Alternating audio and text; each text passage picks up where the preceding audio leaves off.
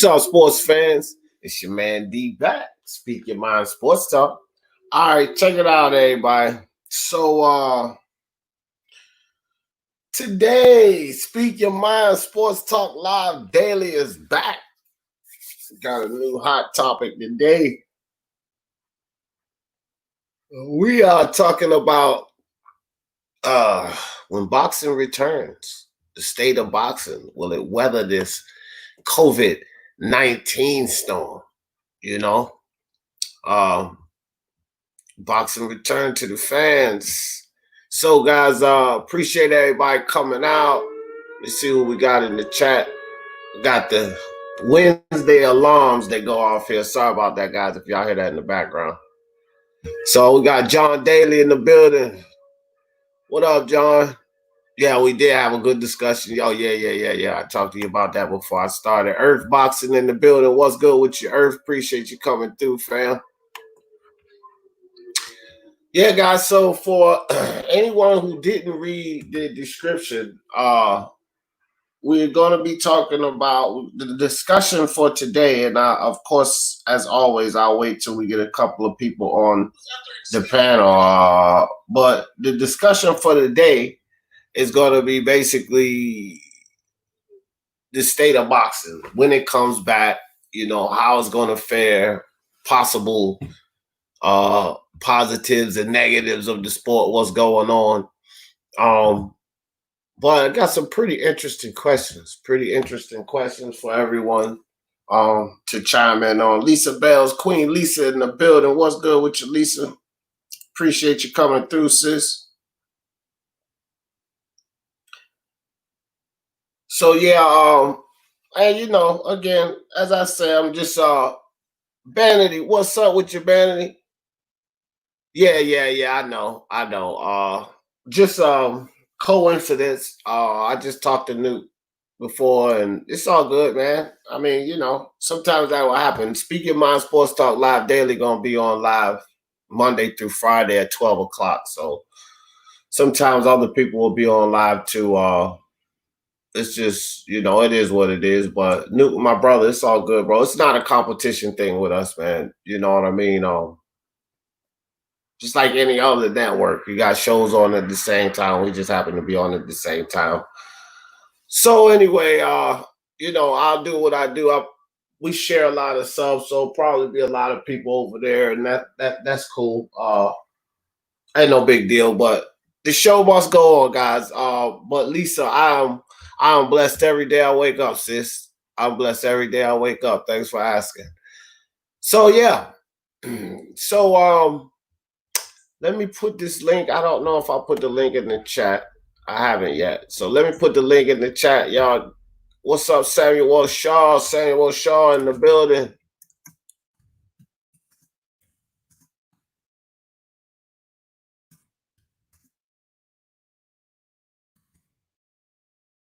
Oh, I need to make a banner with this.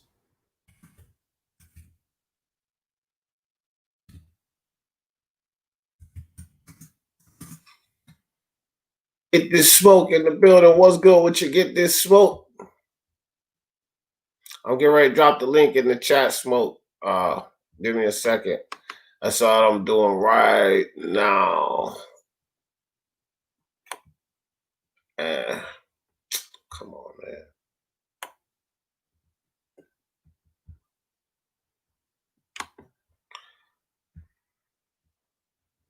All right, there y'all go. All right, so there's a link in the chat for anybody who want to join the discussion for today. So Samuel Shaw in the building, Earth in the building, get this smoke in the building. Y'all, I will say this, man. It's gonna be different. You know, when boxing comes back, it's gonna be different. But I think that because people want the sport back, sports in general back so bad that fans will surprisingly quickly adjust to the return and the differences and the changes in the sport. You know, I'll just start off by saying that. Earth and Smoke, what's up, fellas? Yeah, what's good, D? Hey, good morning, man. Eric, is that you? Yeah, it's me. Oh, you done changed your name. All right, yeah. I knew it was you when you spoke. So well good. We can get this discussion started. Thank you guys for joining the panel. So let me see here. All right, guys. So basically, I don't know if you guys read the description of the live, but I'll just go over it with you. We're going to talk about the state of boxing as it returns. All right, and basically, I just selected a few questions that I came up with, and we'll just kind of share our views on that. And since my brother Newt went live, we're probably not going to have. He doesn't stay live really long, but for the next hour or so, we probably won't be as full as we usually are. So we'll try to keep up with the chat as well. Shiz Biz, what's up with your fan? Ross Clot in the building. Louis Puente, what's up? Boxing Virus, what's good with you? So, you guys got the gist of it pretty much, the state of boxing. Yeah. When it comes back, and like I said, I picked some questions for us, so we'll respond to those questions. And a lot of this is opinionated, but you know, we all have reasons why we feel this way, so we'll kind of explain why we feel this way. You know, just a regular boxing discussion as usual, guys. Boxing Algarete in the building. What's up with you, fam? So to crank it up, the first question concerning the return of boxing is, you know, the viewer response to boxing being back without fans. You know, Dana White showed success with the UFC model, and that's combat sports. No, it's not boxing, but it's combat sports, and it appeared that he had pretty good success with that. I did the first event back. Martin Ramos in the building. What's good? Unbiased in the building. Carlos Mendoza. So I did the first event that Dana White had back. And I'm going to tell you guys, after like 35, 40 seconds into that first round, I didn't even pay attention to the fans. I was into the fight, you know what I mean? And then once the second and third fight started, I was already done without the fans being there. Without the fans being there, I was locked in. And of course, I'm sure that everybody's not going to have that reaction because everybody's not a diehard fan, sport fan like I am. But that's just how I felt about it. You kind of got lost into the action, and the crowd not being there wasn't as effective as I thought it may have been. And that was just for me. But I don't know how that's going to translate to the mass viewer. I think for combat sports fans, diehards, I think they'll probably be just like me. But we do have to consider the casual fans and such. But what do you guys think, you know, the viewers' response to boxing being back without fans? What do you guys think it will be? Well, Eric, I'll start with you on that. Yeah, well, touching on the UFC, I've been I've started watching The Ultimate Fighter from the season 1. And like I watched the UFC event, and for me, if I'm not going to go to the events, I have no problem with them not being fans there, because, like you said, as soon as they started fighting, it was as if I didn't even really care about the crowd. I thought it was even better because you could hear the punches land, you could hear the corners, you could hear instructions, you could hear everything. What was actually going on with the fight instead of the crowd overroaring everything that's happening in the ring. And in my opinion, I wouldn't mind seeing boxing without fans. I just want to see the fights. Obviously, with the fans, it goes on fighters' paydays and whatnot. But as it comes to just fighting without talking about the money and all that side of it, I have no problem with watching fights behind closed doors. Because most of these guys who are complaining about fights being behind closed doors, they won't go to the fight anyway. They won't be paying to go to the fight. They won't be going to the venue, so they'll be watching it on TV. So for me, if you're paying to watch a fight on TV, you're paying to watch the fight. You're not paying to watch the crowd. Facts. I mean, that's what you're paying for, the entertainment. Louis Puente says the only thing about it is they won't make big fights without no fans. Well, we'll get to that in a little bit, Lewis, because that's a good comment. So keep that posted. 12:08. If I can't get back to it, keep that posted in your mind because that actually fits in with one of the questions that I have lined up. So good comment, Lewis. Okay, so Smoke. Hey, what's up, man? Good morning, everybody. Yeah, so there's a couple things. First, if you are, just as when it comes to the broadcast and the viewing audience, so I saw the Kevin Lee Cowboy Oliveira fight before. They've done this before. This isn't the first event the UFC had. I didn't watch their last one, but I did watch the Kevin Lee fight, and that one it was very off-putting that there was no crowd there. But that was also the first time out the gate with not having a crowd. Now that everybody knows that there's not going to be a crowd, you're probably going to adjust to it. But it was weird not having people cheer and being able to hear every punch land and all the instructions from the corner. It was a little strange, but I think people can get used to it. But I was watching Bundesliga is also back. I don't know if anyway. I'm not going to go into my own. Yeah, I watched that. Yeah. So Bundesliga is back, and what Bundesliga did, I think it was a Bayern Munich game, or FC Bayern, whatever. The issue is that they had no people in the stands, but they piped in crowd noise, so you could still hear people singing, and they acted like it was a crowd, and that also was weird, right? I can see producers right now like turning back to the 50s with like laugh tracks and shit and cutting up different crowd noises for what's going on in the game. They could do stuff like that for the viewer experience. But until I think when it comes right down to it, if there's something to watch, people will still watch at the end of the day. But yeah, for us who are used to it, I think it'll be sort of off-putting.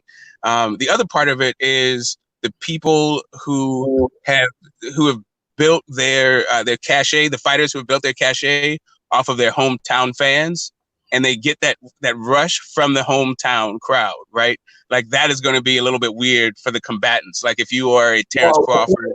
Smoke, that's a little bit later too. I want to stick to let's try to stick to the context because I actually set it up so that we'll talk about those things Okay, cool. Right.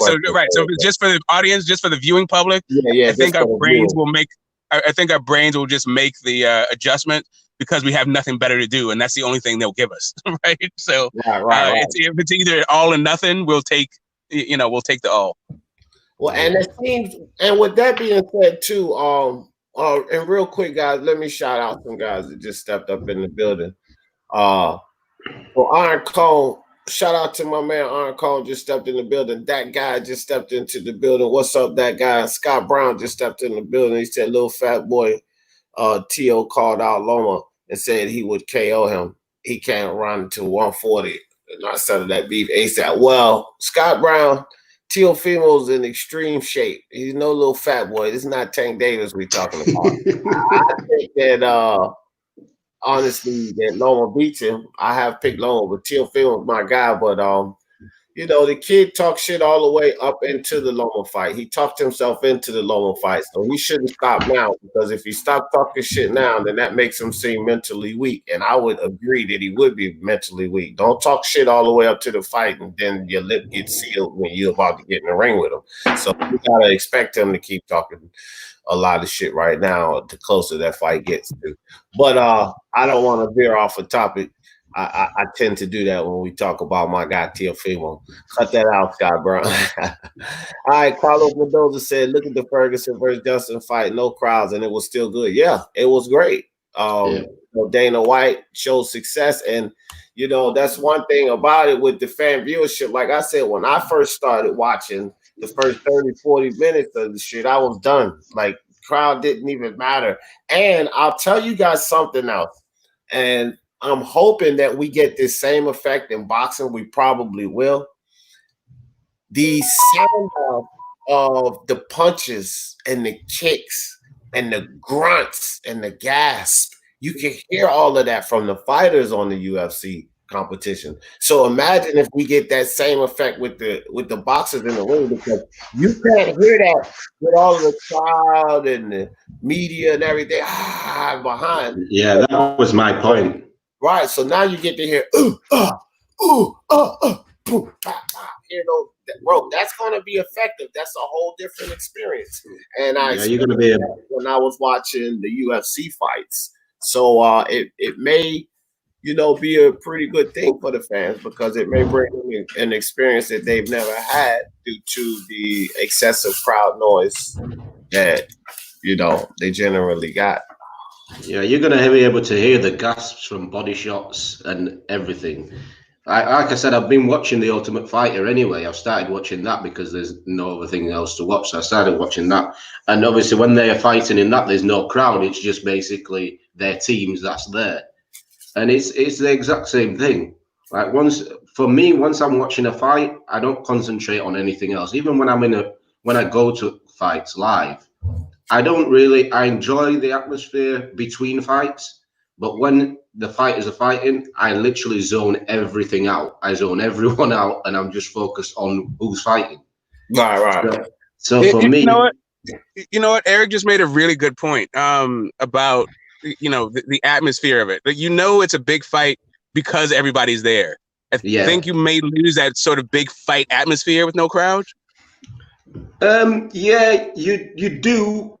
Initially, because initially it's like, oh, it's a big fight. But once those two guys who you've been waiting to see fight get in there, I don't really think the atmosphere whilst they're fighting won't make a difference. It's after they announce a winner.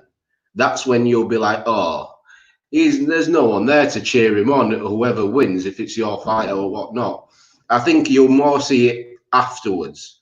So, like before, when they're walking in and there's no atmosphere, you'll notice it. Whilst they're fighting, I don't believe you'll notice it, because you'll be so intrigued in watching those two fighters get at it that the crowd won't make a difference. And then afterwards, you'll notice again, because then they'll announce a winner and there won't be any atmosphere then.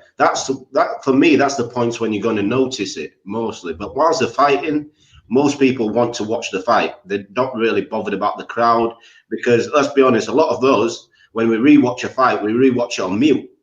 So we're not hearing the crowd, we're not hearing the commentators, we're not hearing anybody, so we can score a fight impartially. Right. So that was the distinction that I made earlier, Eric, between fans like ourselves and the casuals. And we got to account for the casuals. The casuals don't do that. They leave the sound on. They listen to the crowd. They listen to the bullshit that the commentators, you know, and that's going to be a much different effect. We have to understand that the casuals lead the charge when it comes to the massive amount of sales. It's not guys like us. It's the casual fans. It's not the boxing minds that lead the charge with all the sales and shit. Some people know about boxing and they've been watching boxing for years, but they're not in depth with boxing like we are. And they don't understand the game like we do. You know, a lot of us fans here, everybody in the Speak Your Mind Sports Talk community, you know, family members, we all know boxing. We like in-depth boxing fans. But the casual fans out there around us, bro, they're not like that. So most of us would tend to agree with what you're saying. I don't listen to the commentators. I put the shit on mute when I watch fights as well. You know, so, and UFC and boxing, to tell you the truth. So, you know, I get that. But let me get to the chat right quick, fellas. Since we're not really deep today, let's keep up with the chat. ThinkCap says boxing will have a hard time regrouping after this pandemic. So many matches will push back. I don't know. It's we will have to see, because I've always been one to ThinkCap to say that the loss that they're going to take in ticket sales is going to be heavy. Don't get me wrong, in venue and you know, concessions and such, but they're going to gain a lot of that in viewership. Now, I don't know how they're going to get it done as far as pay-per-view or application, whatever. Either way, they're going to gain a lot of that back because people are going to want the sport. So We're just gonna have to see how that works out. I do think that they're gonna lose some money, but I'm not sure if the sport will lose as much traction. The sport may gain traction from this. Combat sports and individual sports in general may gain traction from this because it's easier for them to get back to work than it is for these team organizations and such. Darts, they have already been playing dart tournaments and everything. I was just watching one the other day. I won't even lie. 180. Can I just say, D? Also, this is also what word I'm looking for. This is an opportunity to get fringe level fighters who isn't normally on TV time, and to get casual fans to know who these fighters are as promoters. So it could work in their favor. It could work for a lot of fighters who aren't getting a lot of TV time, because let's be honest, most of the fights will be televised now. If there's no crowd, the fights will be televised. The full cards will be televised. So there'll be fighters on there who normally wouldn't get a TV slot that can get a TV slot to promote themselves.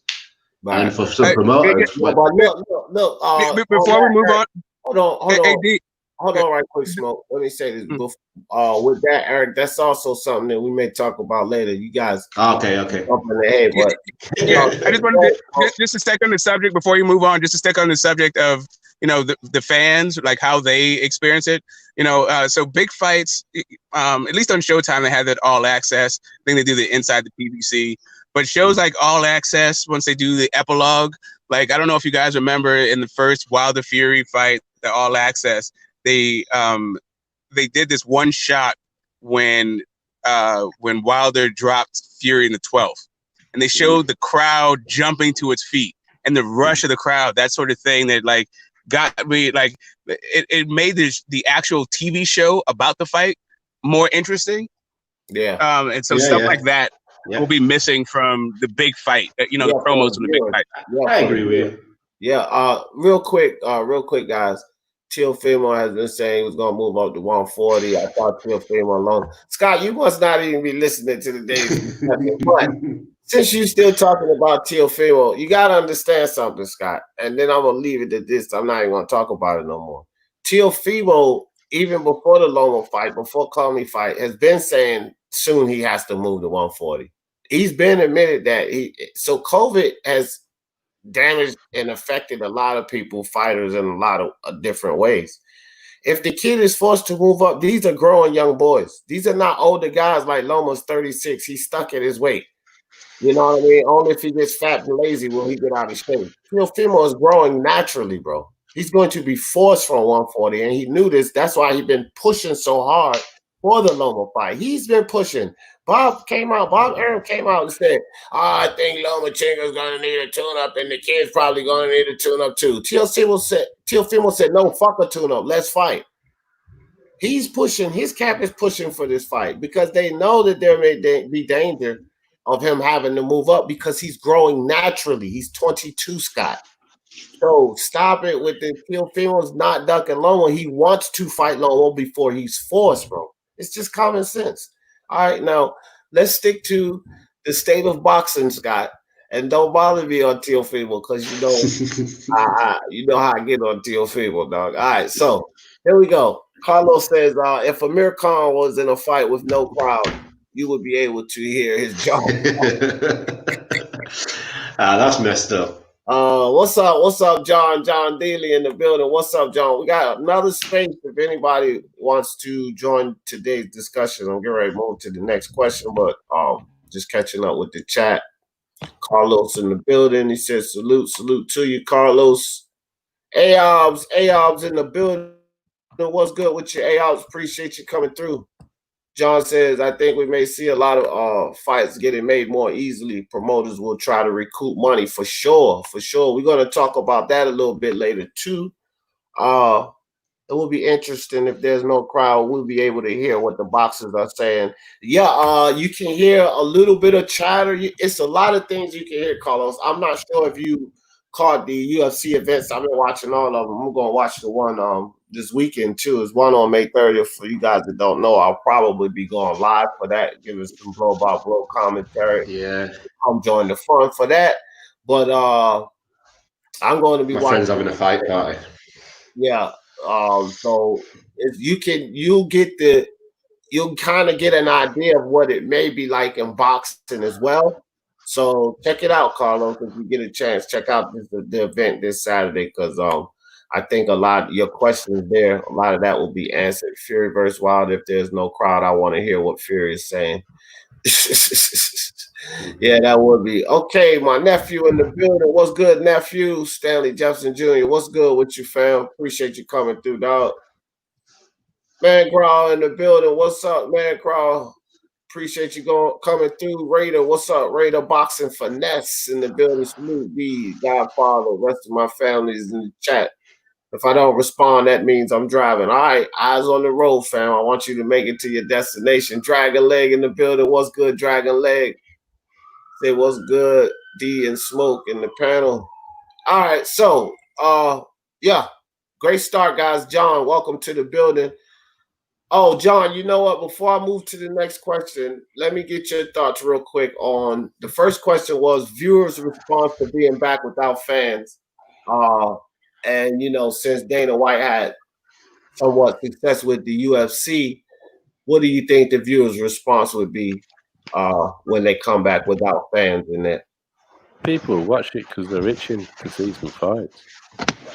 It might not be as good a spectacle without them, but at the moment we've got nothing. Right. Yeah, that's pretty much what we arrived at too. I mean, it's going to be the hottest thing smoking, and individual sports, like I said, they're going to lead the forefront of getting their sport back in front of the cameras. So just moving on to question number 2, and John, since you just stepped in the building, I will let you go with this one first. Okay, so boxers, and this goes to one of the questions that was just in the chat. Boxers having to deal with light purses, because I don't care what anybody say, those purse amounts are going to drop. And, these boxers still want that money, but they're going to have to deal with light purses if they want to get in the ring. How do you guys think that will affect the return of boxing? John, I'll let you start with that. I think it's going to be a bit varied. UK-based fighters who do good UK pay-per-view numbers may well be able to get good gate numbers outside of the UK, like Saudi. Talking about having AJ in Croatia, and the site fee for that might actually be really good, because a lot of people wanted AJ Pulev, and Hearn was quite clear that doing it in the UK meant the site fee would bring it down. I don't think it's as easy for American-based fighters to fight at a different location with a good site fee. That's a good time for pay-per-view. So it's a bit harder. So, and also it's got to be a big name. I mean, smaller guys are going to have to take smaller purses. So I think it's going to be a real mixed bag. I can't really give you a clear answer.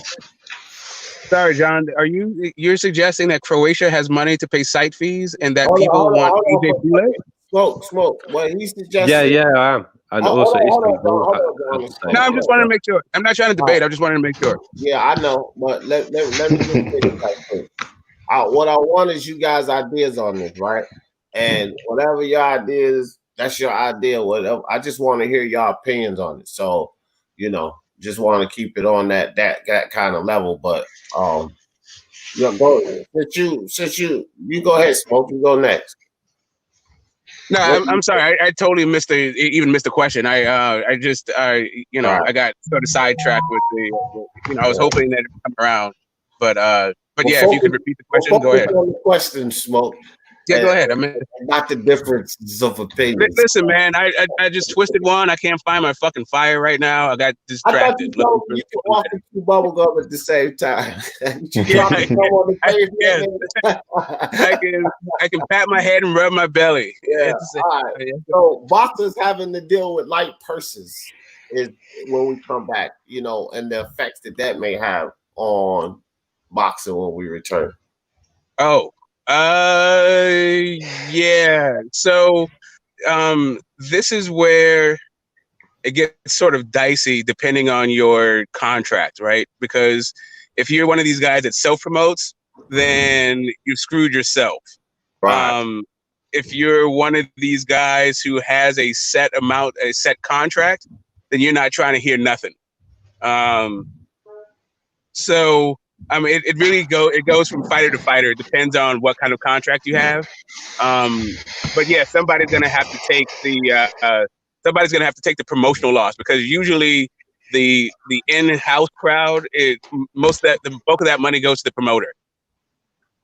Right. Yeah, that's a good point. Luis Puente says, won't it help the judges concentrate better in the fight with no crowd? That's actually a decent point. You know, I'm not sure with these judges, because we gotta expect that they're used to focusing. Like that's a part of the job. So they're gonna have their focus regardless. Like they gotta work through that kind of thing. You know what I mean? So it may help them concentrate better, but you know, never can tell. It'll probably be up to each individual judge. Some of them it may be beneficial to them, some of them might not.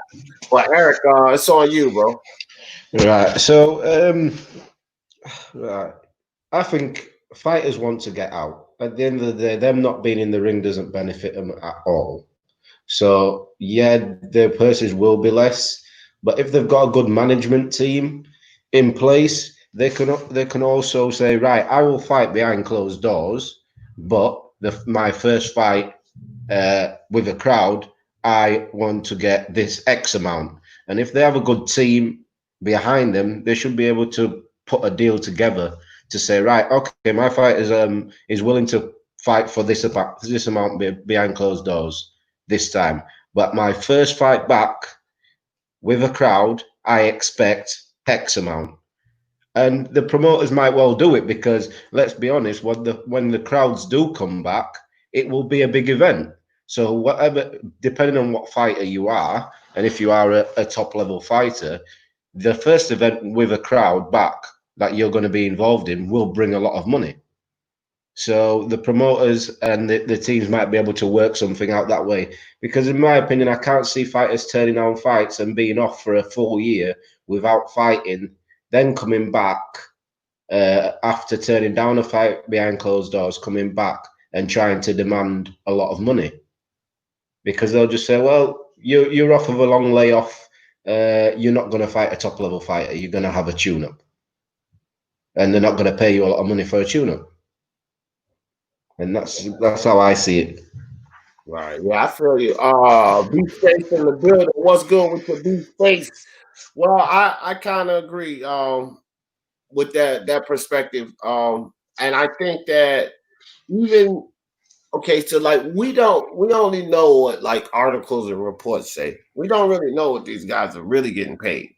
But when you look at the upper guys like the Charlos and the Wilders, Joshua's, the guys that's really getting paid money, Spencer's and Crawford, these guys. When you look at these guys, they still haggle and fuss about their purses. You know why? Because they're still worried about that money. And just like Eric said, they've been on a layoff. Some of these guys have turned down fights.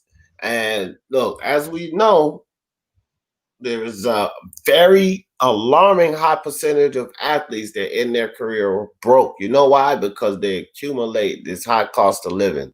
And with a high cost of living, they got bills just like us. It's just they have a lot more stuff. Like they have Lamborghinis and houses and luxury furniture, but they got notes on all of that shit. They got payments on all of that shit. And when they're not making the money, when they're not going to work, getting their check, guess what happens? The collectors start calling. Their bank accounts start getting light. So while we see a lot of these fighters making millions of dollars, they are coming back thirsty. And I think that that's going to provide some type of middle ground, some type of bargaining medium, so that these guys can, come to some type of arrangement. A lot of these guys that was talking that nonsense about I'm not fighting in front of the crowd, they're going to change their tune. I believe my boy Teofimo has changed his tune on that already, because I do remember him myself saying he won't doing that, but I do think that the fight is still going to happen. So he must have changed his tune as well.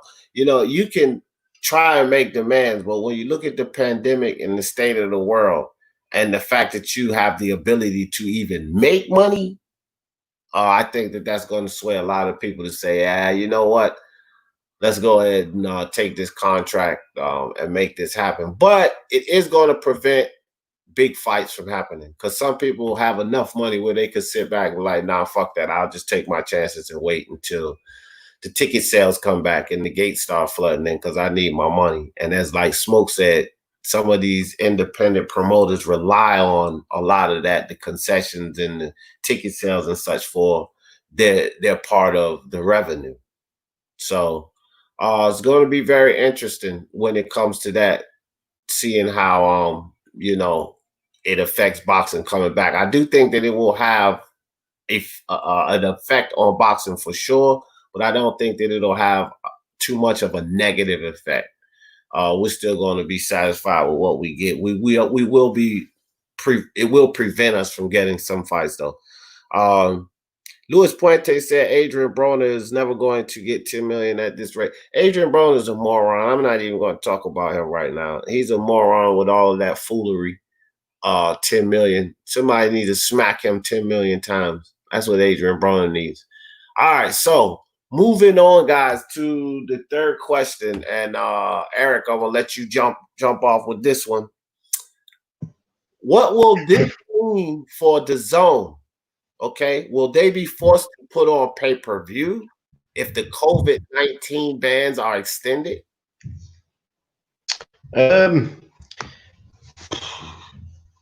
Yeah, I really don't know. To be honest with you, I have no idea on that. I did see an interview with Eddie yesterday.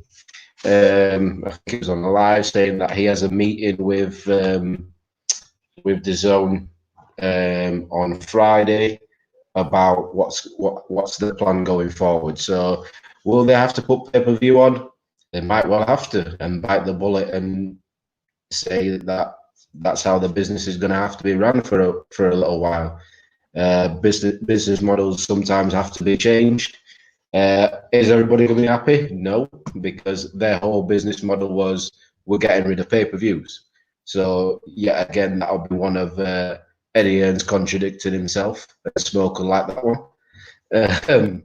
But I don't know. I really don't know what's going to happen with DAZN. I'm hearing a lot of reports saying that they're going out of business or whatever is happening, but these are just reports and no substantial evidence behind it anyway. So until something substantial comes out for, like, in a statement from DAZN, then I'm going to leave it to that. I really don't know. Right. And real quick, before I move on with that question, my nephew said the only negative effects is hella fines. I'll tell you one thing, that's a good point too. For any fine, that's for any league or sports organization or sanctioning body or whatever in sports, period. Fines are gonna damn near triple. They're gonna be trying to fine motherfuckers for everything you can think of, because fines bring in money. So that's a good point, Stan. They gonna be fining motherfuckers out the ass. I'm telling you, for everything. So moving on to Smoke, what do you think? What would this mean for DAZN? Will they be forced to put on a pay-per-view if COVID-19 bans are extended? Smoke, what you think about that? We just go to the next guy, and then I'll respond after him. All right, that's cool. John. Well, the thing with DAZN, the big debts are actually around soccer leagues. That's what's actually hurting them the most. So they've paid a lot of their debt is purchasing things like the Bundesliga, Serie A, that type of stuff that they've paid through the nose for, and those leagues have stopped. And the problem is they're paying them monthly payments effectively, but they're not getting any content. So I don't know how much difference putting boxing pay-per-views on would actually make, because as far as I understand it, they're only paying the fighters when they fight, and it isn't going to recoup the sort of money that they've paid out to the leagues. So I'm not sure it's actually going to change the way that they do boxing. If anything, they might just bow out of boxing and concentrate on things that bring them in more money. a lot of their money comes from places like Japan. They're huge in Japan. So I could see them bowing out of America altogether rather than putting on pay-per-views, to be honest. That could happen. Okay. Well, I'll say this. I don't think so. I don't really think so, John. I don't think that they'll back out because, for one thing, it's one of the biggest markets, right? Not only that, they invested a ton of money into the boxing side.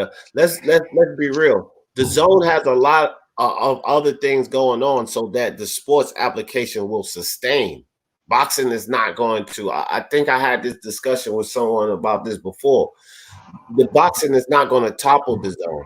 So people need to get that out of their head. And when they were talking about is the zone going to fail and the zone going to go bankrupt and all of these rumors you're hearing, I don't think that boxing alone is going to topple the zone. So I kind of agree with you that they have the ability to bow out, but I think that they have invested so much into the boxing side of it that it will be a huge, huge blow to the zone. And they can still sustain, but I think that they'll take every measure they can before they allow backing out totally of the American market to happen. I don't think that I think that's like a last resort option, John. Just to clarify, what I'm saying is I think they're more likely to back out than actually do a pay-per-view. Well, so no, but that's what I'm telling you. I don't. No, I understand, but just so you understand where I'm coming from. But because pay-per-views at a mass scale will still earn revenue.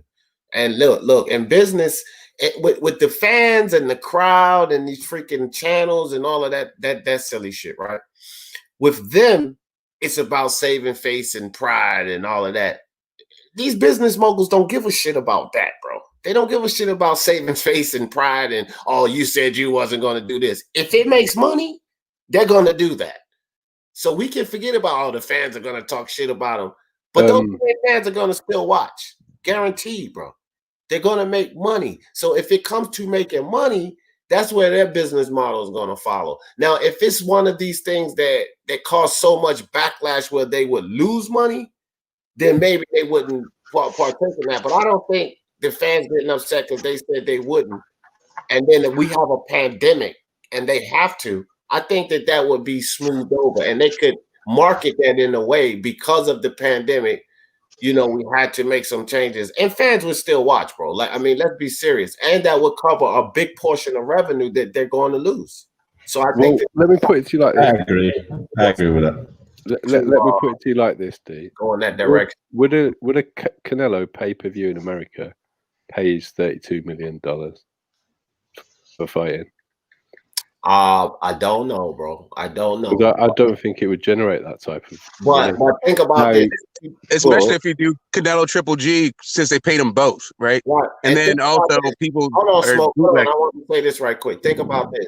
I see where you're going at, but again, let's remember, in a pandemic, let's not look at making all the money back. Let's look at covering the losses or attempting to break even.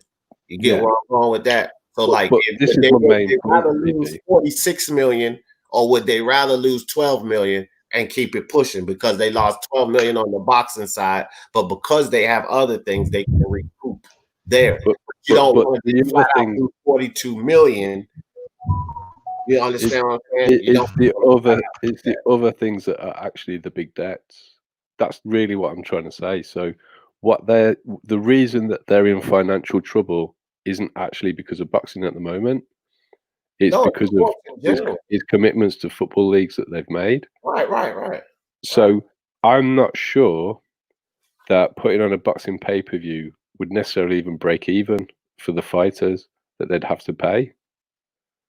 And it's not going to dent what they owe Serie A and the Bundesliga, which is where the real problem is. So that's where I'm coming from. But specifically, Serie A and Bundesliga are back. Those two entities actually are doing games. They're back now. They're back. They are back. So this is why Eddie Hearn said he's coming out this week, and he's saying it's fake news. So I'm going to be interested to see what happens. But my real point is the pay-per-view isn't going to pay the fighters what DAZN have committed to pay the fighters. So it seems a bit of a waste of time to do it. Well, I'm telling you this, they have the. I'm pretty sure they were following what's been happening with Vince McMahon and Dana White. I'm pretty sure they've been following that, and I'm pretty sure that they've been crunching numbers, doing projections. So, I mean, they got these accountants and stuff, guys. It's no way that we're going to sit here and figure out the math on this. But I just think, if the chances, if it's too much of a risk, then financially they won't do it. But if there's a way that they can recoup a loss or, get close to breaking even, I'm certain that they're gonna make it happen. I'm certain if they can do that, I agree with you, D. Yeah, I think the money wouldn't be there. I think they'll go the way of the UFC with DAZN, and they will do behind closed door thing. But I don't think they will do pay-per-view. They'll just do it as they are, the subscription based, because they've been losing subscribers because obviously there's no content.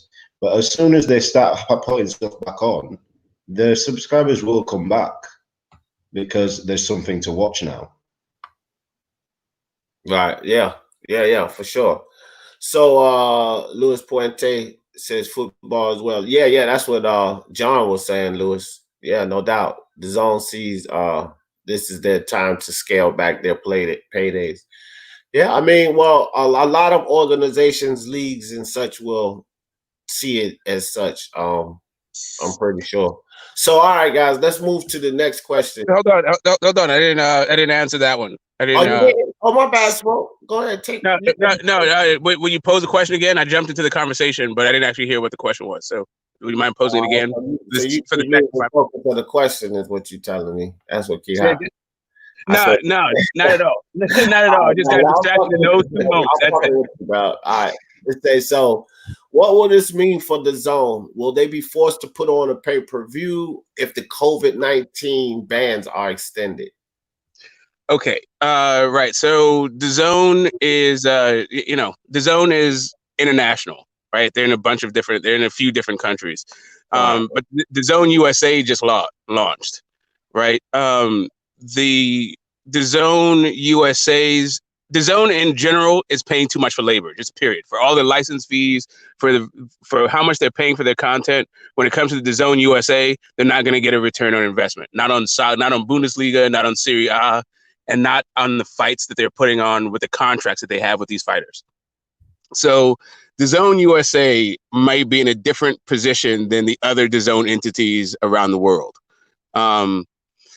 Will DAZN? I think that DAZN USA would behoove them to figure out how to put a Triple G Canelo on pay-per-view if Golden Boy's numbers were correct, right? Because we also don't know if there was fingers on the scales when it came to that. But if those guys are capable of doing a 1 million pay-per-view rise or anywhere close to that, then DAZN would be foolish to not actually capitalize on that. Yeah. I mean, I can't argue with that. Everybody answered that one, right? Yeah. Yeah. Okay. Yeah. No, that was some good points, Smoke. That was some good points. And I think that they will, Smoke. I think that they will find a way to, because I mean, look, they got to have a lot of minds working on that. You know what I mean? Think Cap. If you are in the chat, either way, Think Cap. It's somebody backstage under the name Think Cap trying to get in, but just so everybody know, that's why I put the link in the chat at the beginning of the show, and I'll throw it in there. But once we get to 4 on the panel, we pretty much that's what we're gonna be locked in for these discussions. I had 5 on the panel. Hold on, I got feedback. My bad. I had 5 on the panel one time, but that was special guest Beats and Rhymes. So Think Cap, if that is you back there, D. Is that who is that? Is that HMONEY? Apparently so. D. Somebody with a wrench block him. Just hide him off the channel, period. I don't even want those dudes on this channel. They don't do nothing to boxing. Go ahead, Eric. I've just got a notification that's come through. Just going back to the crowd thing. that now Eddie Hearn's come out and said in an interview that now they're looking at a small venue in the UK to host the Joshua Buller fight instead of going to Croatia because there's no official offer on that. So they're looking at a small venue with a small crowd. For what fight is this? For AJ versus Buller. Oh, wow. Wow. Sweet Science Sports McDojo, what's up, bro? Well, Soccer Training Club, what's good with you, fam? Appreciate you coming through. For the love of sports, let's talk about it. That's right, fam. Well, you know, that fight, you know, I don't know, man. Joshua makes, he's like Canelo. Like, they make so much money, they're going to pull out all stops.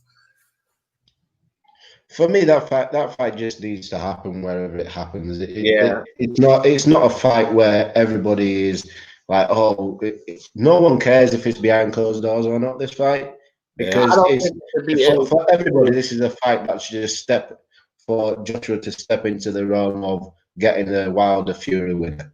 Yeah, I don't think that's a fight that should have stipulations or anything. But exactly. Think out in the chat. If that's you trying to get in on the panel, I'm getting ready to kick this thing that says think cap off. I just don't want you to get offended because it's probably somebody trolling anyway. I think that's HMONEY. I think that's HMONEY. I've actually never had think cap try to come on the panel, so I just wanted them to know if it was really him. I'm kicking him out. In the private chat, he's put something about the LDBC, so I think it's HMONEY. Oh yeah, DU from LDBC from Dallas. Yeah. I figured it was. Like, I'm starting to get the hang of it because I'm like, wait a minute, think cap ain't never came on, tried to get on the live. Why would he try to get on the live together? HMONEY and those guys, they're using people in your chat. They'll use their name, like they'll come up with Samuel Shaw, and I'm not paying attention to logos and all of that. If I see Samuel Shaw try to come, of course I'm gonna let Samuel Shaw on. What the fuck, bro? You know what I mean? If I see SYSMT try to jump, of course I'm gonna let SYSMT on. And so they've been doing that and just getting up here, showing toes and screaming and all of that kind of foolery. But anyway, moving on. Identity theft to clout chase. Yeah, right. All right, guys. So, Smoke, I'm gonna let you start this one off. What is, upon the return of boxing, the biggest fight we should expect to happen in 2020?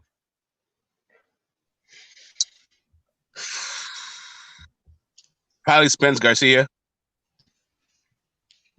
Garcia. Yeah, I mean, I think the dark horse, and I think the one that people would probably like the most is Tio Loma. But, you know, I've always thought the fight was problematic to make. I think that's what everybody would like. But I think the one that's more likely is Spence Garcia.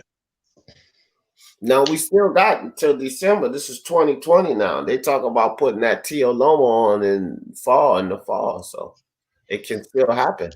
Yeah, that's what I'm saying. I get it. But they've, there's been all kinds of stuff coming out of Tio's mouth, out of Bob's mouth. You know, Loma hasn't said too much, but he said enough to make me think that these guys are not locked into this particular fight. Right. Yeah, I feel that. Pablo, what's up? Eric Walker fighting this week, so boxing is back. That's right, bro. June fights. Couple of fights coming. So yeah. So all right, I got you, Smoke. So Spence versus Mikey. I got you. No, Danny. I mean Spence versus Danny. I knew that. I was just thinking Garcia, but I knew that. I got you, bro. Yeah, the Mikey rematch. That's the biggest one coming back. We can expect. Yeah. Part 2. So Eric, what do you think, bro? What do you think the biggest fight we could have coming back? Yeah, the Loma Tio fight is obviously for everyone if it does happen. But like you said, there's things going on with that where the things Bob's saying, it's not looking good, to be honest with you. I don't know. Quite honestly, I want to see the Dylan White versus Povetkin. I think that fight, I'm looking forward to that fight more than most fights in 2020, to be honest with you. But you don't think that would be the biggest fight, do you? No, not the biggest fight. But I'm saying the fight I'm looking forward to. Biggest fight is Loma versus Tio. Yeah, that's the biggest fight. I got you. As it stands, it's going ahead. So, John Davis. That's the biggest fight. Well, you know what? Sorry. I want to amend that. Regardless of Tio Loma, Spence Garcia is still a bigger fight. All right, I got you. John Davis. Just got that. Well, I mean, I don't know whether you think this is a bigger fight than Loma Tio, but I think Wilder and Fury are fighting this year. All right. Yeah. I definitely think the trilogy is going to happen. Right.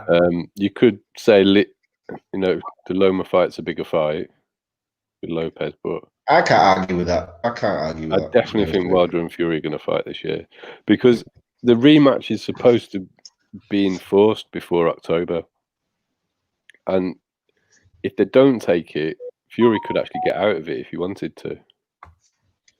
Oh, I didn't know that. Yeah.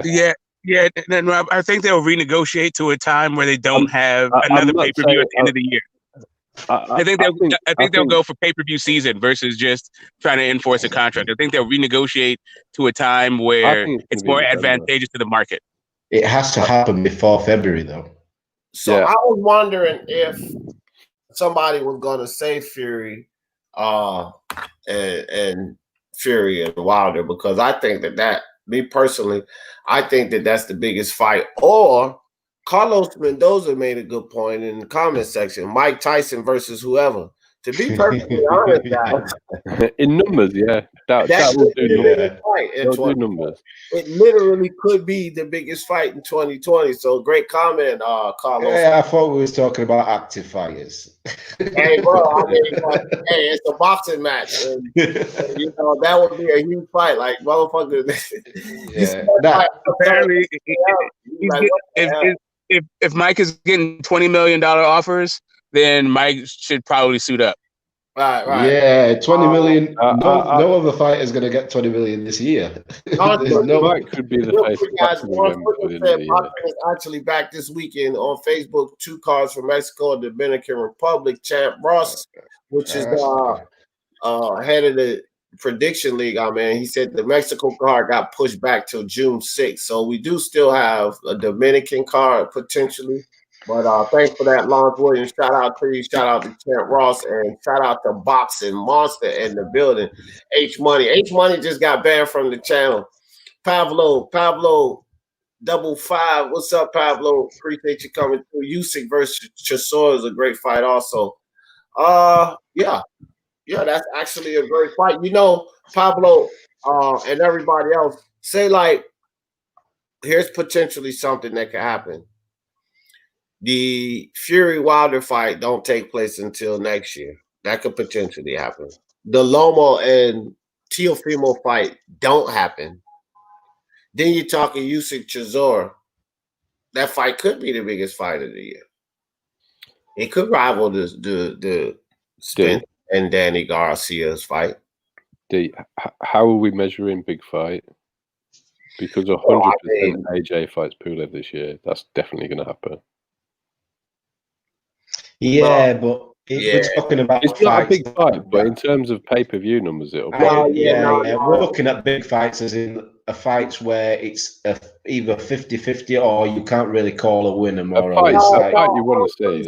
All the way around the board, Eric, and John makes a good point there because AJ and Pulev would probably still be bigger than Chisora and Usyk. I would have to agree with that because AJ's got a massive following, bro. That would be a big fight. I'd rather see the Usyk Chisora fight. Yeah, it's a better fight. That's different. It depends on what we're going with. That's why I'm questioning. Yeah, I agree with you. Yeah. AJ, most of AJ's fights are big fights anyway, but I'm going off of fights where you are interested in the result, not a foregone conclusion. That's what I'm looking at. If we're going over on that, I'd rather see White fight Povetkin. That's Chisora over AJ. Yeah, I'm with you on that. All right. Everybody answered that one, right? I Yep. don't want to Yeah. skip by anyone. Yeah, okay, guys. So just moving on. The next question, or it was, do you guys think this will get a young guns a better chance at exposure now that everyone is craving for entertainment?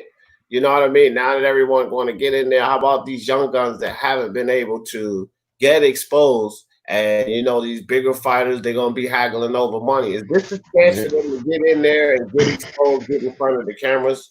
John, I'll let you start off with that. 100%. I mean, in any bad situation, it's a good opportunity for somebody. And if you're willing to go out and entertain people at the moment, there's not a lot of competition for you. So it's ideal because they're not going to worry about fighting behind closed doors. They're not necessarily going to be arguing over purse, other than, you know, what they actually need to make it worth getting in the ring. So I hope to see some of that. I'm hoping to hear some announcements about it this week, really. I know Hearn's got some plans that he's going to announce.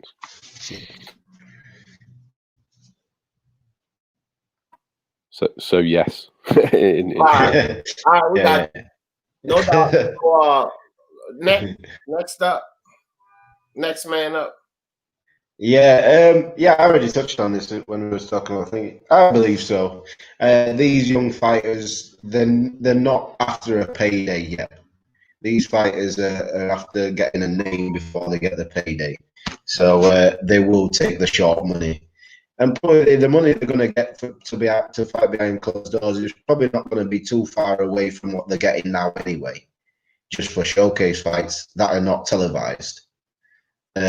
So yeah, for sure, those young fighters will take that opportunity, because they'll have probably more eyes on them now than they would do on a televised show before COVID, because people just want to watch boxing.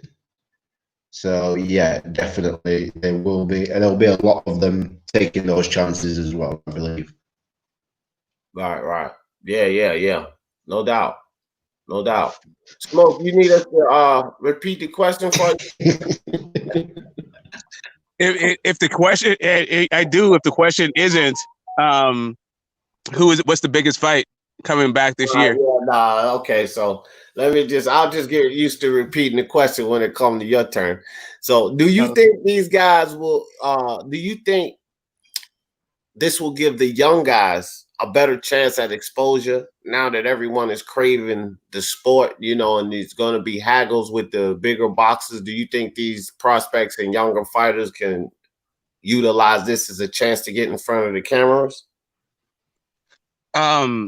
If they can't, then they need to figure out, you know, how actually to move their careers, because there'll never be another golden opportunity like this for the young. Like this is tailor-made for the younger talent and guys who are on the verge. You know, if I'm Boots Ennis, I'm making sure I have date. If I'm, you know, Virgil Ortiz, I'm making sure I have a date. You know, other guys, you know, the Ryan Garcias, they can move a little bit differently. But yeah, the Chris Colberts and the you know, the Brands, or yeah, all those guys. Anybody who is, you know, just right on the verge of getting paid and also right on the verge of taking their career to the next level, this is their time. Right. Yeah. And so that guy says, great question, could be slip-ups in some of these tune-ups too. Yeah, that's a fact. And I agree. I asked that question because I wanted to see you guys' views on it. But I think this is the ample time for these young guys to slide in there and showcase their talents, get in front of the cameras. You know, some of them, such as Virgil and you know, Jerron and his boots, Dubois and Hergovich and such. These guys already have dangerous names behind them. But there's some other guys that are pretty solid, good fighters, and they don't have that name behind them because they don't have any exposure. Well, you know, they're ready to get in there. 5, 10,000, probably 20 grand, they'll get in there and bang it out. You know what I mean? So this is an ample time for them to get in there, get themselves, build their stock. You know, this is a great time for those guys to do that. So Mangrove says, I hope Amir Khan gets the fight this year. Love hearing his jaw snap. This guy really doesn't like Amir I don't Khan. think he likes Amir Khan at all. Not even a little bit. Nope. Amir Khan's gonna get knocked out from an arm shot next time, right? Yeah, Amir Khan. Amir Khan he did his thing in boxing. He did his thing at lightweight, but it's time for him to leave boxing for good now. He just needs to retire. Nah, I don't want to see him fight anybody, not even the Kell Brook fight anymore. I don't want to see him fight anybody. Yeah, Raider of LA in the building. I don't know if I shouted you out before, Raider, but what's up, my dude? All right, guys. So everybody got at a crack at that one, right? I made sure I got to me last. All right, now check this out. This is an interesting one here, guys. With all the crossover fights and discussion and the amount of success Dana White had these events with the UFC, is the crossover perspective suddenly a positive interest, or is it still viewed the same in boxing as that, you know, they need to slow down with that? But since we don't have sport, is this something that could become a spark because it's crossing up the sport and it could potentially bring viewership to both sports? Does the idea on this crossover situation change now, or do you guys feel the same as we felt before this pandemic about the crossover fight situation? What do you mean by crossover? Yeah, I was about to UFC versus boxers. Nah, I'm not interested. Starting to hear a lot more of that out now, and because of this pandemic, because there's nothing there, and because Dana White's already shown to have success, does the landscape of that idea, does the perspective of that idea change now from, you know, leave it alone to it could actually become an essential thing or a valuable thing to both sports, not just one? No, it's not. No, I don't think it could be. You start off. Yeah, I don't think it could be valuable to both sports, but I think it could be valuable to both combatants if their names are Manny Pacquiao and Conor McGregor. Otherwise, no, not really. I don't see like a Tyson Fury, Francis Ngannou fight doing anything, or Stipe Miocic versus Philip Hergovic even. You know, I just don't. I don't see it. Not as a benefit to both sports. But yeah, definitely as a benefit to the combatants. I think that it'll raise their bank accounts and their star quality, but really only with two guys. And that was the same before the pandemic too. So I don't think the pandemic's changed that. So you don't think that the pandemic has changed as far as the fans and bringing people to the sports, these crossover fights, you don't think that you think it's still the same, just kind of lay back off of them, not have them too much? Yeah. The issue is there's no clear king of either sport. Right. So like when Mayweather Conor thing was happening, you could make and argue that these guys were the kings of their individual sport and could put the sport on their back. But that's not really the case in boxing right now. Yeah, but see, okay. Or UFC. Okay. Well, I get you, and I'm not trying to convince you, but let me share mine, and then I'll move on to John. Maybe I should have said mine first. But before I do, Lawrence Williams says the best crossover fight to be made, Clarissa Shield, Amanda Nunes. Yeah, I wouldn't argue with that. Also, shout out to Best of the Best, just stepped in the building. Speaking of Mind Sports Talk TV on deck. What's up, fam? Appreciate you coming through. So I want to say this, you know, good comment, Lawrence, but when you think about like Clarissa Shields and Amanda Nunes, that's a good one. Another one that's been talked about here recently is Dillian White, Francis Ngannou, and just names starting to pop out. Jorge Masvidal's been mentioned in a couple of names with, you know, decent fighters.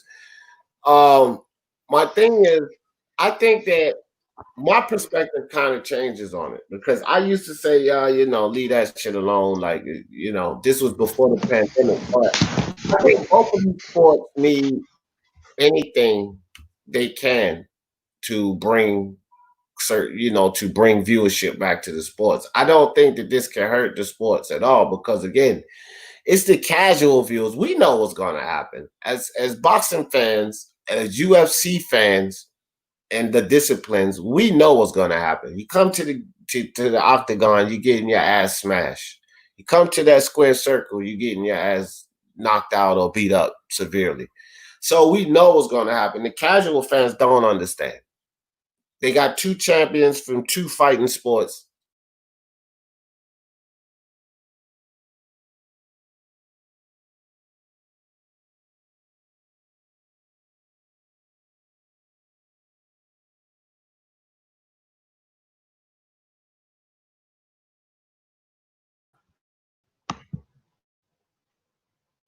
Hello? Yeah, I was about to say hello. Has D dropped off? Yeah. I think something's I happened. thought it. I don't know what Yeah, happened, I thought it was but, me. yeah. I thought it was me. I thought, oh shit. Yeah, we can hear you fine now anyway, dude. Yeah. Go on. Yeah, but so I was just saying that 90% of the boxers that go over to the UFC, they'll get beat, and vice versa. 90% of the UFC fighters that come over to the boxing ring, they'll get beat. So for guys like us, UFC fans and boxing fans, there's no mystery, there's no suspense. But for the people and masters paying a lot of money, it's a lot of suspense because they don't know. They just don't have a clue that, you know, the different disciplines puts the other one at a severe disadvantage. They don't know. They just see 2 champions with 2 belts, 2 big, strong guys that's knocking other guys out, and it's interesting to them. So I think that it's prospectively something that could possibly bring more attention to both sports, maybe. You know, that's just my idea on it. But, John, I'll let you take off next. What do you think about the whole situation? So you just say more eyes on both sports? Well, that's just my opinion on it. Yeah. No, because I mean, I wasn't too sure where you were going, whether it was going to get me more interested in UFC or UFC's guys more interested in boxing. I mean, it's pretty conclusive. Hardcore fans are not interested in it. And the problem with it, for me, from a hardcore fan's point of view, is the disparity in how much they get paid. Boxers get paid so much more than the mixed martial arts guys. They can call all the shots, which means it's going to be a boxing match.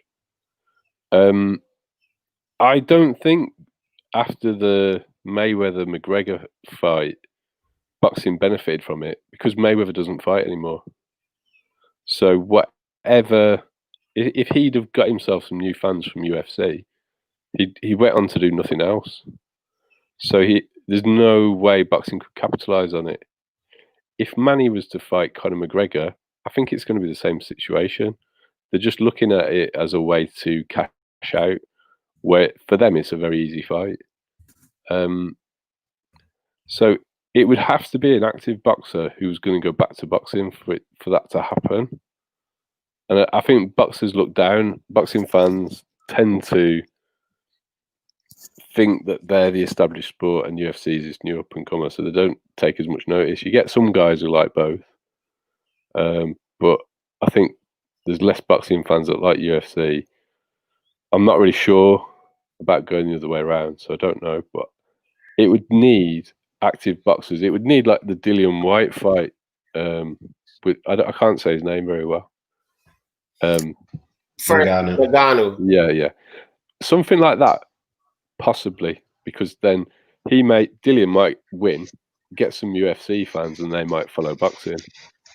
But it has to be someone who goes back into boxing after that event, which we haven't had yet. So I don't know. No. I think with the lapse of sports at this time, I don't think. But I don't think the boxers are going to do it. Like Dillian will fight Povetkin. You know, if it's going to be anyone, it's going to be Manny or Mayweather and Khabib. And what I'm saying is those guys aren't going to go back to boxing afterwards. So whatever eyes they take from UFC onto them isn't going to come on to boxing because it's a retirement fight. Oh, okay. So, Eric, what you think? Right, there's a few things. Firstly, I don't think that the crossover fights, you say crossover fights, it's never going to be a boxer going into the octagon. I don't believe that will happen. Secondly, like John said, it doesn't really benefit boxing. It benefits the UFC fighter because they go back into the UFC, they can demand more money from Dana. also, I don't believe Dana will allow anyone else to go to boxing after what happened with McGregor, because McGregor came back to the UFC and was able to demand a hell of a lot more money than he'd ever earned.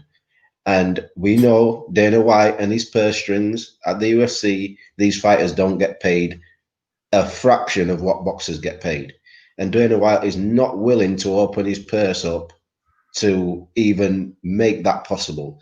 So as long as these fighters have a contract with UFC, I don't believe that there will be any crossover fights. That's why, I mean to cut you off, Eric, but that's why Clarissa Shields and Amanda Nunes fight is so appealing, because when it comes to salaries, they're pretty much equivalent. Remember, women's boxing, and she's on the top over there, women's boxing. So their salaries are somewhat equivalent. Clarissa Shields and Amanda Nunes, and they're two big stars. Also, when it comes to Francis Ngannou and Dillian White, Francis Ngannou is not a star that would topple the UFC. Dillian White money, so that would be something else that would be interesting. You know, I agree with you on that. I agree with you on that, but that's before the fight happens. So Dana's going to look at it as, okay, yeah, you're on this before the fight happens. What's going to happen if Francis Ngannou goes in, knocks Dillian White out? Francis Ngannou is going to come back into the UFC expecting more money. If Amanda Nunes goes into boxing and knocks Clarissa Shields out, then Dana White's thinking, oh shit, I was paying these two fighters this amount. Now I'm going to have to double or triple their purses just because. That with women's boxing, Eric, because they're not making. Yeah, but it doesn't work like that with women's boxing. But Amanda Nunes will now be known by more fans, and she will be bringing more fans in, so she will be able to demand more money. That's what I'm saying. It's not about just what women boxers earn. It's what she's bringing to the table now when she goes back to the UFC, right, Connor? That's part of my whole point. Okay, hold on, slow down, Eric. That's part of my whole point, because listen to what you just said. If she goes over there and beat Clarissa Shields, she's bringing more fans over. That's what you want. And this was my point. Like, you know, it helping the sport, because both sports, because it's going to bring fans, even vice versa. If she knocks out fucking Amanda Nunes, you understand what I'm saying? Either way, that's what I'm saying. These things at this time when viewership is low and all of that, these type of things, I think, would not hinder the sport, but help them. Yeah, I agree with you on that, but this is why I don't think the fights will happen. I'm saying Dana White won't allow it to happen, because that means it might mean more viewership, but it also means a lot more money coming out of his pockets. But you get more money when you get. I know, but but how many times Amanda Nunes fights? The people only want to watch her. That's it. You're not going to really care. On the side of it, I understand, but on the woman's side, I'm not too effective, because she beat Chris Cyborg, which was the most dominant woman in leagues, and she still didn't get no extreme pay increase. So Dana White has a crutch on these guys when it comes to opening up that checkbook. So we can't expect that they can go back over there and demand money like these boxers, because they're not going to be successful in boxing. But Connor wasn't. But Connor still demanded more. Win a fight. So say like Ngannou comes in here and he slips one in there and he knocks out Dillian White. Man, as soon as he start coming over here trying to get Andy Ruiz, Oscar Rivas, he ain't doing shit to Dillian White. Sleep his ass, bro. He's not going to be a successful boxer. So it's not like they're going to turn over and make a career. They're still going to have to lean on the MMA. And when that happens, Dana White has total autonomy. It ain't like boxing. They don't have a Frank Warren and a DeBella and a Hearn. No, I know. I've been watching more and more UFC lately anyway. You know what I mean? So, I don't know, man. I just know that he has a crutch on how they get paid. Unlike boxers could come back to boxing and probably make some demands, but you ain't gonna make so many demands with Dana White. When Demetrius Johnson has 11 title defenses, he kick him to the curb like it ain't nothing. When Chris Cyborg is a huge sports star, she lose once and he just trashes her like it's nothing. You know, this Miss Ronda Rousey, and she was the biggest star today. Dana White don't give a shit, bro. You know no, he don't. He favorite. You started off. You started off with one of the most tragic things ever. Like Mighty Mouse was. He was the man. Like he was a master of the craft. And now, to me, that level of proficiency is missing from the entire league. So you know. Whatever. And he just trashed Demetrius Johnson, sent them right over. You know, this was the first time in history, Eric. Let me tell you how he disrespected Demetrius Johnson. This was I watched it all. I've seen it all. in UFC or mixed martial arts history that he made a trade on a fucking contract. He traded Demetrius Johnson to one for a lesser fighter. That's the disrespect he gave to Demetrius. Over $2 million. Over $2 million. Right, over $2 million. After he got beat in a close fight. Right. After he got beat in a close fight. Dana White's pure scum. So I'm just like, I can't accept that anybody is gonna come back and demand shit from Dana White. But Conor did. Conor did. Yeah, that's what Conor lost. Hold on. That's what I was about to say. The only person who got the right to come back and make demands was Conor McGregor. But Eric, ain't no fucking body in boxing or in the UFC going to grant no $80 million or nowhere even close. So they're not going to get the type of paydays where they can make those type of. Conor fought Floyd, and that top records that lasted in boxing for eons. So like that's not going to be even common, bro. They might get more money, but it ain't going to be enough for them to come back and put the heat on Dana White. Yeah, I agree with you somewhat, but I don't. In my opinion, I just think that Dana won't allow it to happen to even get to that point where they can even think about it. Well, it's like I always say, if it make money, I agree. I somewhat agree with you. I just think, knowing what Dana White's like, I don't know if he'll allow these fighters to go over there. And he doesn't want any more shine on boxing anyway, because everything he does, everything he does, he tries to trash boxing. So I don't know if he wants to even put any of his fans towards boxing, to be honest with you. Yeah. So everybody, the Zuffa has been in its embryonic stages for the longest ever. I don't know when he's supposed to give birth to the boxing biz. Right? It ain't happening. It ain't happening because the whole point of Dana White is he wants full control, and if he thinks he's going to come into boxing with Zuffa Boxing and only have in-house fights, then he ain't going to make much money. Nah, he ain't going to make. Dana White's model is not going to work at any stage in boxing at all. Exactly. So he ain't going to come. He ain't going to come. The biggest thing with Dana White is going to enter boxing as a peon, and that's not going to work for him. He's going to be a peon. You're going to be the small man on campus. Dana White and his ego and his type of control, that's just not going to work on him. He's going to have no pull when it comes to the Floyds and the Oscars and the Bobs and he's not going to have any fucking pull when it comes to these guys. So he's going to come in this sport as a peon and have to work himself all the way from the bottom up again. That's just going to be short-lived. I can guarantee you. I disagree with Smoke. I don't know about what.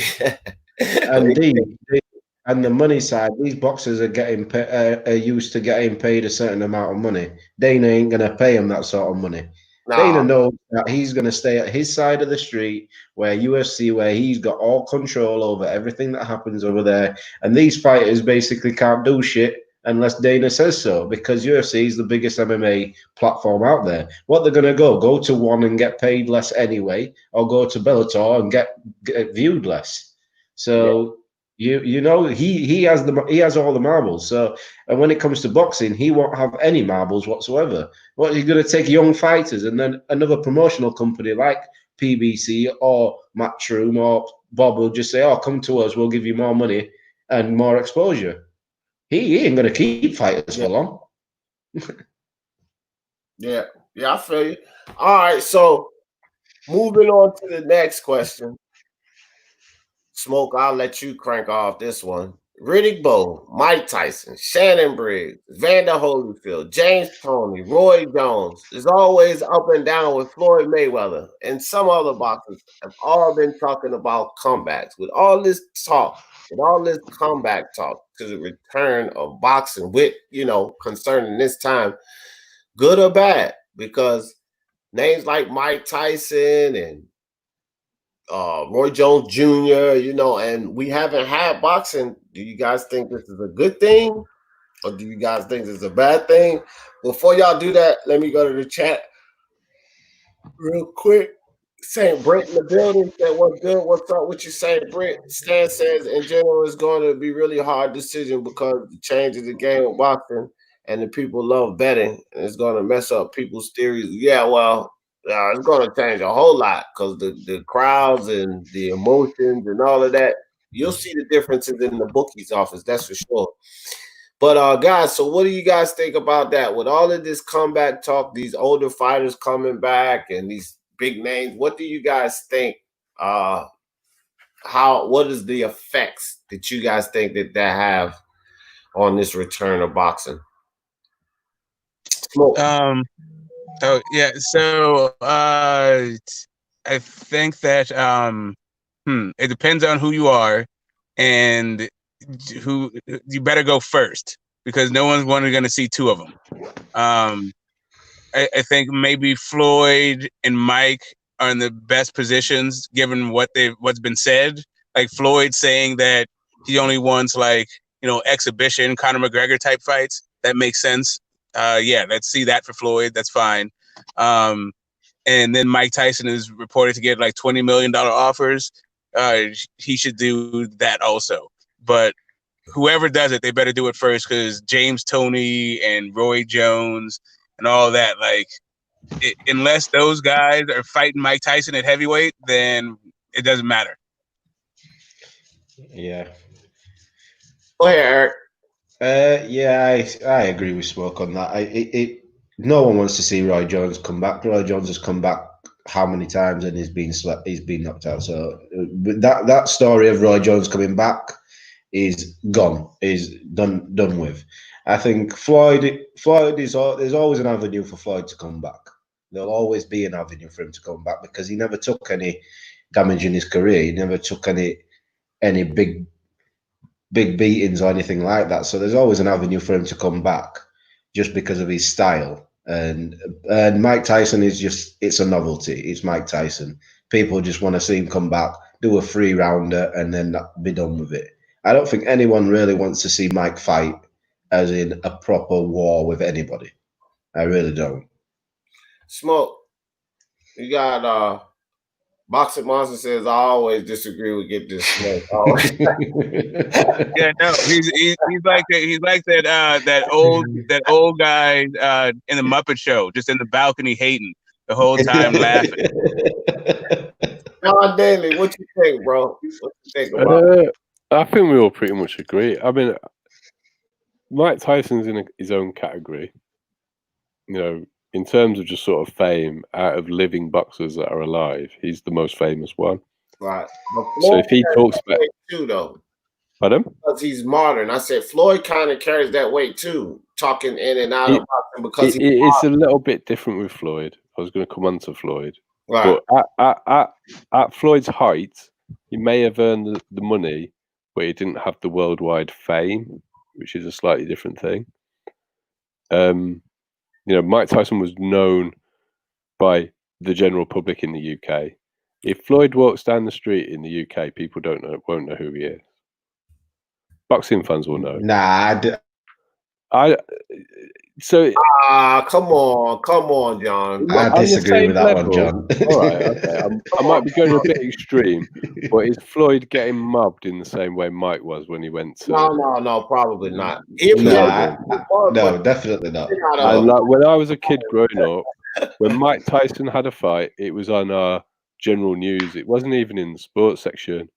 Good Morning Britain would have Mike Tyson's fight results in the morning in the UK. The level of fame that Mike had is there aren't any boxers alive that have had that level of fame. Other boxers have had it, but they are now dead. So when Mike Tyson talks about coming back to boxing, right, it's good for boxing. Yeah. When James Toney talks about coming back, No the one only cares. people who know about it are hardcore boxing fans. Now, hardcore boxing fans don't actually want to see Mike box again. I don't want to see him box again. not a serious match. I No, know. exactly. No. If he wants to do an exhibition with Evander or something, that's fine. Right. Yeah, That's not a real. real boxing match. No. But Anyone else said the only way he thinks makes sense for Roy to come back is if Mike Tyson is his opponent. But go ahead. I don't. I don't think think. I don't think that. No. Yeah, I agree with John. No. If we're just going to talk about is it good for boxing, if Mike talks about coming back to boxing, that's just a good thing for boxing because boxing is back in the news. Floyd could actually do a comeback and win some matches. So Floyd's in a different category because he's still got his following, he's still got his fans. It's not that far from his retirement. Floyd could win some fights. I'm not sure he would win a world title, but he could definitely go and win some fights. Just Floyd could have competitive fights. Mike could just have exhibitions. Yeah. Floyd could actually go in and challenge. Yeah, I can agree with that. And if Floyd comes back, it could actually do good numbers. That's why I think they're in different categories. But all the rest of them, they need to just leave it alone. Yeah, I agree with you. Hey, Ayob said, I kind of agree. My mom knows Tyson. She doesn't know Floyd. But Ayob, this is what I'll say to that. And that's what I was saying about Floyd kind of holds that weight. I didn't say he holds that weight, but I said he kind of holds that weight. But this is why I say that, Ayob, because of the generational gap. Now, your mom knows Tyson. She doesn't know Floyd, right? But I bet you your cousin, your boys, their cousins, you understand what I'm saying? I bet you they know Floyd. See, the thing, Floyd was so hated. People around the world know him because he was so hated, bro. You can't say people don't know Floyd. They know how he looked. They can't stand him, bro. And a lot of people love them regardless of the things he did. When you have a person or a figure in entertainment period that has that stature, people going to freaking know him, bro. You know what I mean? I don't think it's at that level in the UK. I really don't. No, in the UK. Let me say this. Both of you guys in the UK, you and Eric. So that's your opinion, and Eric has opinion opposite. And then look what Ayob's just said. I don't think it's as opposite. Ayob just said facts. You're right, D. So I mean, I'm not from the UK, so I can't tell y'all. But two of your UK guys saying yes, John. No, what I'm saying is what John's saying. The level of fame Mike has, and the level in the UK, and the level that Floyd has, they are different. Mike is more known, but I don't believe that Floyd can walk down the street and nobody knows who he is. That was a bit of an extreme example. Yeah, but Floyd wasn't making mainstream. I agree with you like that. I do agree with you like that. Right. And that's the difference. Because I remember in March, Floyd actually came to Sheffield or around near where I live. He came, and that was sold out within seconds. But what was the capacity? I'm not even sure, to be honest with you. I would say there's probably enough hardcore fans to sell that out in most UK cities. But people knew about it. A lot of people knew that he was there. Okay, but look, it's like this. It's a love-hate relationship. When you have these entertainers or sports figures that have that love-hate relationship with the fans, you understand what I'm saying? They're going to have that notoriety. That isn't. Even with Tyson, John, he had a love-hate. Some people couldn't stand him because of the Robin. What I'm saying is, so I get Tyson was much bigger than Floyd. Like, I'm not saying that Floyd. All right, as long as you're agreeing on that. Yeah, I agree with you on that. Mike is a hell of a lot. He was extreme in the UK. I was too. I just disagreed with that. No, I'm happy down the street. It was an extreme. It was extreme. In that case, I do agree with you. Mainstream news that wasn't sporting related followed Mike Tyson in the UK. Yeah. When he was fighting. And then it's just like it's different eras. Like I said, Floyd had freaking social media. Tyson didn't have social media like Floyd does. So it's just a different era and everything. Uncle Bird Apostrophe in the building, Toby Bartlett in the building. Did everybody get y'all got on that question, right? Riddick Bowe, Mike Tyson, the old guys coming back. Everybody got a hold of that. All right. So look, guys, this is the final one. The final question for this discussion. If we encounter another massive outbreak, what happens to the sport of boxing? I'll go first. I think if right now they try and succeed with the numbers with the behind closed doors, I think that's what's going to happen. What they'll do is put fighters in training camps away from everybody else before they get tested, before months before the fight, put them isolated and have events behind closed doors. I think that's what's going to happen. All right. Smoke, you still there? You've been kind of quiet. Yep. I'm here. So, I heard the question. Yeah, I heard the question. I think that if there's another outbreak, then it depends on how severe it is. But I think boxing is uniquely situated, apart from every other sport, to come back no matter what happens, even if you have to sequester it or put two guys in a room or whatever. At some point, people are going to watch people fight.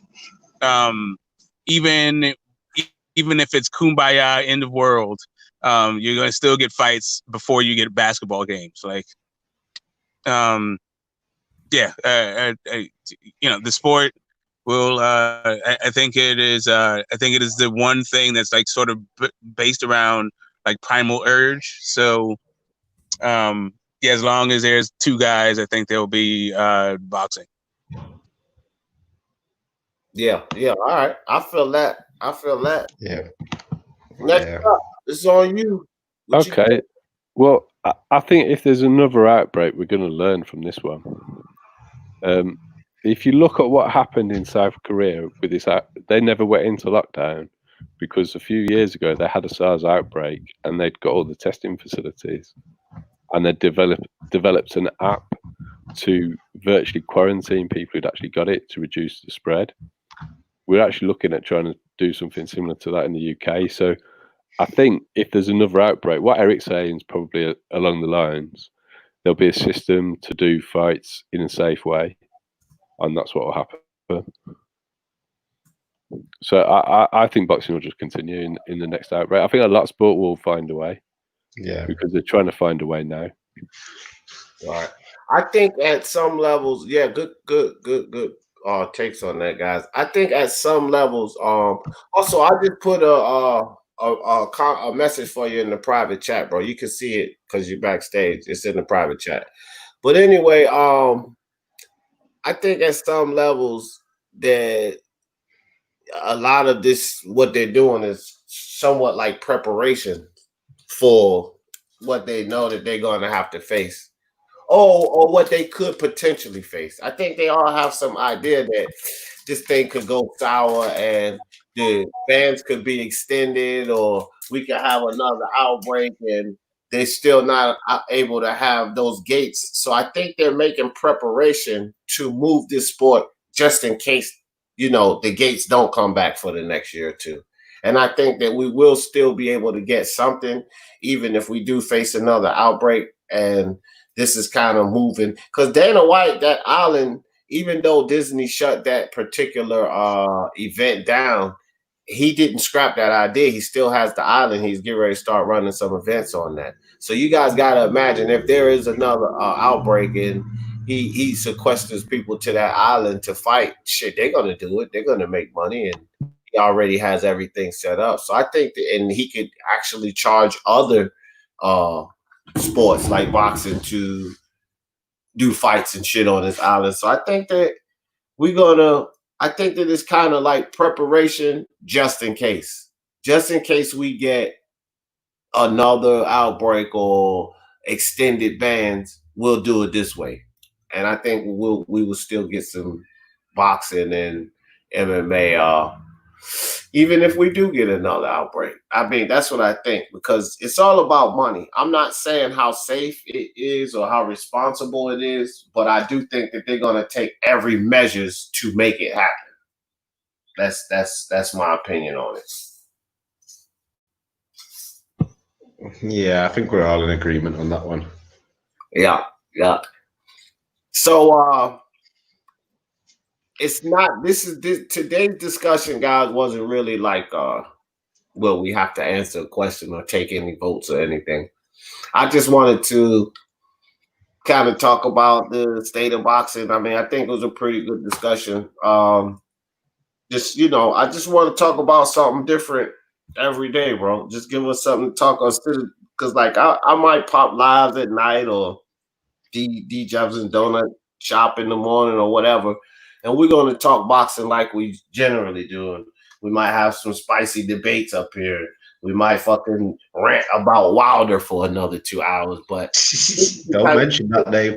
We do every I'm worn out on that subject, dude. right. But this is the type of shit that a lot of people do every day. It's like the same old shit. I'm pretty sure Smoke is tired of hearing people rag on Wilder every goddamn day. So we gotta like think of something, keep it spicy, something different to talk about, some good topics. And guys, I already got like 3 more shows set up. So I'm just gonna come up with stuff every day, and I'm just gonna like shelf them, just keep coming up with ideas and putting them on the shelves. But we've had some good shows. Like the Under Fire, I'm getting a lot of DMs and requests to put other boxes under fire. They want Naoya Inoue under fire. I got people that want other boxes to be under fire. So that's an episode. That's a show that we're going to do here in the future. You know what I mean? Also the Fall from Grace, Edwin Valero and Antonio Margarito. So Fall from Grace on those 2 guys. So, we got a lot of stuff coming, guys. And then just any other topic that we come up with. But this is the new format. Speak Your Mind Sports Talk live daily, guys. Daily. Can I just ask you, D? 12. Yeah. Going off thingy on the UFC, what's the best fight you've seen in the UFC? Ever? Yeah. Oh gosh, dog, I couldn't tell you that. That's like asking what's the best fight I ever seen. No. So what at the top of your head, what's one of the best fights you've seen? One of the best then. Gracie Shamrock. Because I watched a fight yesterday. I was about to say the same thing. That was my answer too, ID. Well, Gracie Shamrock. Yeah, bro, that was fucking. Was that the first ever Ultimate Fighter? Was that what I won in the semi-final? You said no. Gracie Shamrock is old school, bro. That's before. Yeah, I know. No, yeah, but that was the first. That was Ultimate Fighter 1, though, wasn't that? In the semi-final. Yeah, they fought twice. Oh, did they fight twice? I've seen one to a stalemate and then one in the semi-final. Yeah. I saw the one where I actually watched one when Gracie stopped Shamrock. I watched that one the other day, actually. Did you see when Gracie fought this big black fucker they called the 8th one in the world? No, I've not seen that, no. Oh, my gosh, dog. The dude was like 6'5", 380-something pounds, bro. Literally, against Gracie. He got him. I've started watching UFC. I've started watching a lot of UFC lately because a couple of my friends are really big UFC fans. And I've started watching it. I watched Forrest Griffin versus Stephan Bonner last night. And, oh my God, what a war that was. I was watching it. I was like, Forrest Griffin was a brawler, bro. That dude, yeah. He would go all out with you. But I don't want to end this show on UFC. I want to end it on the boxing nature. I'm actually going to have some of these Speak Your Mind Sports Talk live daily, guys. We get ready to do a lot of things. This show going to go in a different direction. Like sometimes we're going to talk multiple sports and so forth. But right now to crank it off, man, we're going to keep it boxing. But you guys give me some closing thoughts for today. What you guys feel about the topic, and anybody in the chat. Also, guys, if you have something that you would like us to discuss, or you heard a previous show and you would like us to include different boxes, you guys can always hit me on the comment section of these lives, and I always take in I take in what you guys give to me. I try to make sure that I do what you guys want to hear. Like Cat shout out to Kat. She suggested something, and I made sure that happened. So you guys give me some suggestions, and if I can make it happen, I will. But John Daly, give me some closing thoughts, brother. Yeah, it's been a good discussion. I like these formats. Everyone just says what they think. We don't have to have a right or wrong answer. It's just, for me, it's really fun, and it's good that you can just keep coming up with new ideas. So yeah, it's been great, Dave. Thanks for having me on. I appreciate you, bro. I appreciate you coming on. I can't do the show without you guys. Eric, give me some closing thoughts, man. Yeah, I'm just echoing what John said. I like it. It's different from debating or arguing about topics. You can just give your opinion, listen to everybody else's, and it's good to have fresh opinions anyway, because you tend to realize that other people's opinion actually can be come up with very good opinions. So I like it, even though sometimes I'm not on the panel, even in the chat, I do enjoy it. So it's good. Yeah, well, I will say this, Smoke, before I let you go. Don't get comfortable, bro, because we're growing. Like, Speaking Mind Sports Talk family is growing. Like, we're growing, guys. We're growing every day. So it's going to be harder. I ain't even going to lie. I know that it's going to be more difficult to get on the panel. A lot of times when I start the lives up in the future here, it's going to be 4 or 5 people already waiting in the back. You know what I mean? And I can only let 3 on. So it won't be the first or the last time you don't make it on, Eric. Yeah, no, I don't mind anyway. I don't mind not being on. It's good to just listen and even just interact in the chat anyway. So I don't mind. Right, and I appreciate you coming on, man. You always welcome. Same thing with you, John. So Smoke, get me Smoke. What's up, fam? Give me some closing thoughts. Get out the liquor store, Smoke. Yeah. So I missed that. I missed the Riddick Bowe reference. So Riddick Bowe should definitely not come back. But yeah, it's as far as that goes, another great segment. Glad to be a part of it. Peace to the chat. Peace to you. I don't know what day of the week it is through this pandemic, but hopefully there's another one tomorrow. Oh, every day, bro. Monday through Friday, 12 p.m. We're going to be here. It's like a regular show, bro. So Monday through Friday, 12 p.m. Eastern time, guys. Speaking Mind Sports Talk live daily. We're going to be here with another fresh topic, something else good to talk about. And like I said, man, another thing with these discussions, guys, is that we do get, we sit here and we discuss boxing, right? But we also learn things because, like, these topics, it brings out discussions about things. Like when Beats and Rhymes came on, and I had 5 guys on the panel, man, we had some sharp minds on there, and I was learning things from everything that everybody said. So we get to share information. A lot of times when you get into heated debates or yelling back and forth, no one's really getting any information in. It's just a lot of people yelling back and forth at each other. Or when you have a good, reasonable discussion and you listen in different viewpoints and perspectives, you learn things. So I think it's great, bro. We're going to keep this rolling. Going to have different things to talk about every day. I can promise you that. Samuel Shaw said, D. Jefferson, I got a suggestion. Never talk about fitness on your channel. All right. And I'll close the show with that one. Y'all know how I always end this thing. For the love of sports, let's talk about it. Peace.